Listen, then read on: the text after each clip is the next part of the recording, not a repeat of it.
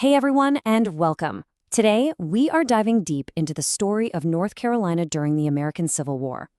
And let me tell you, it's a story you might think you know, but it is absolutely full of surprises. See, North Carolina wasn't just another Confederate state. Its journey into the war was full of hesitation, deep division, and just an immense amount of sacrifice. So, let's explore this incredible story together. So, right off the bat, let's tackle the big question. When we picture the Confederacy, we usually think of this solid block of states, all united from the very beginning, right? Well, that just wasn't the case for North Carolina. It was one of the very last states to leave the Union. So why the hesitation? What was going on inside the state that made this such a tough, drawn-out decision? To figure that out, here's our game plan for today. We'll start with why North Carolina was the reluctant rebel. Then we'll explore just how divided the state really was. We'll look at the incredibly heavy price its people paid, see how the war eventually came right to their doorstep, and we'll finish up with the most profound change of all, a new birth of freedom that would reshape the state forever. All right, first up, the reluctant rebel. You gotta understand, this wasn't some quick, easy choice. For months, North Carolina was just stuck in this incredibly tense political standoff, really trying to find a way forward as the entire country was fracturing all around it. Okay, before we go any further, let's make sure we're all on the same page with a huge vocabulary word for this era: secession. Simply put, this is the formal act of a state withdrawing from the United States. In 1860 and 1861, this was the ultimate political crisis. And for North Carolina, it was a decision they really tried to avoid. So what was the final push? What sent them over the edge? This timeline really lays out the whole domino effect. After Lincoln's elected, 7 states in the Deep South are out. Boom, they secede immediately. But North Carolina? They, along with other Upper South states, actually vote to stay in the Union. But then comes the real game changer, the attack on Fort Sumter.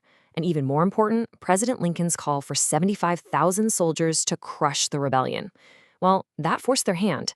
Faced with a choice between fighting against their southern neighbors or joining them, North Carolina seceded on May 20th, 1861. But here's where the story gets really complicated. That official act of secession, it didn't mean everyone was on board. In fact, it just kind of papered over these deep, bitter divisions that were already there. This is so important to get. The Civil War in North Carolina was, in a lot of ways, a civil war within a civil war. Loyalty to the Confederacy was far from universal, and the conflict literally turned neighbor against neighbor and even families against one another.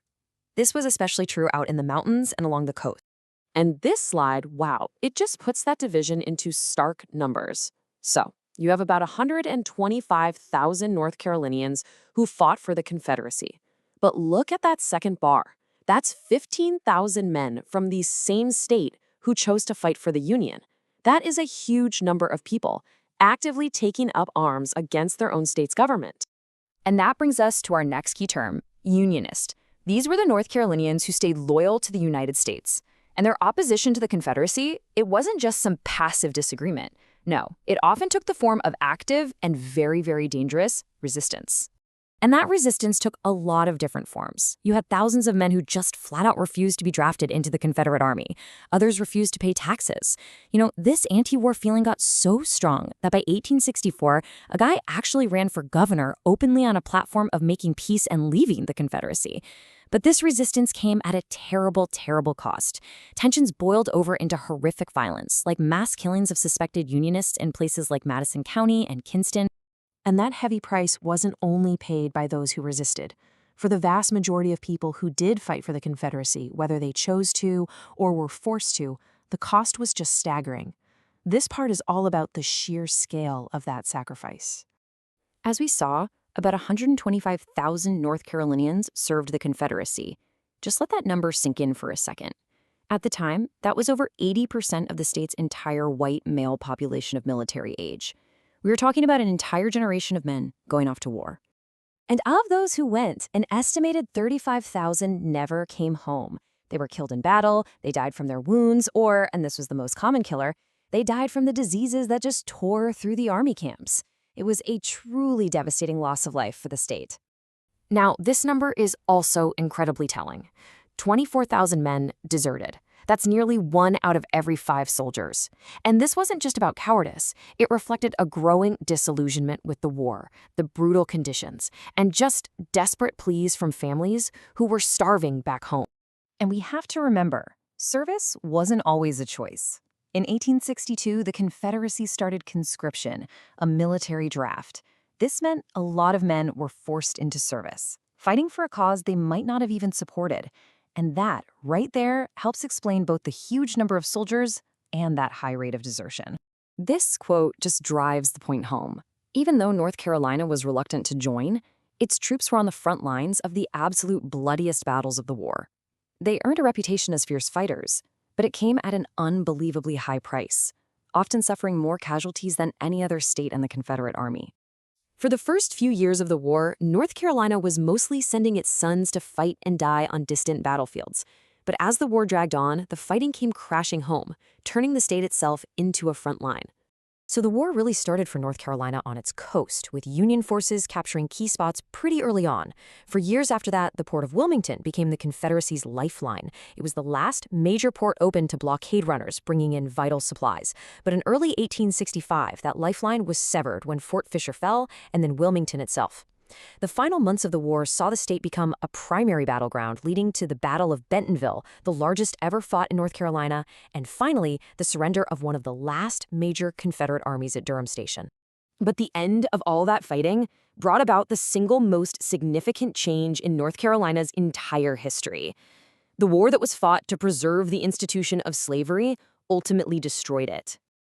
Just look at this comparison. It's night and day. In 1860, on the eve of the war, over 330,000 men, women, and children were enslaved in North Carolina. Just 5 years later, the institution that had defined the state's economy and society for centuries was gone, abolished by the 13th Amendment. It is so hard to overstate what a monumental transformation this was. And this freedom wasn't just handed over, it was seized. As soon as Union armies entered the state, enslaved people fled by the thousands to get to their lines. Over 5,000 black men from North Carolina enlisted in the Union Army to fight for their own liberation. And while Lincoln's Emancipation Proclamation declared them free in 1863, it was the victory of the Union Army and the passage of the 13th Amendment that made that freedom a permanent reality for everyone. And so that leaves us with this question.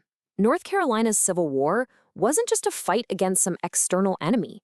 It was a painful, brutal struggle within its own borders, between its own people. Rebuilding towns and farms, that's one thing.